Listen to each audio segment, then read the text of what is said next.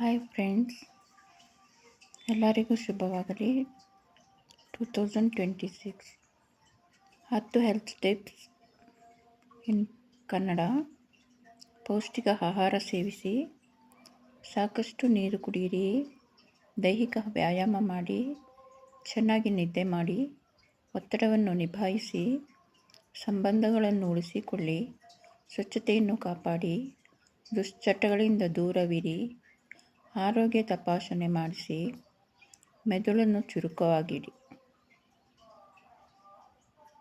ಇಂಗ್ಲೀಷ್ನಲ್ಲಿ ಹೇಳ್ತೀನಿ. In English, prioritise nutrition, stay hydrated, move your body, prioritise sleep, manage stress, maintain social connection, practice hygiene, limit harmful substances, schedule regular checkups, challenge your brain. Thank you so much.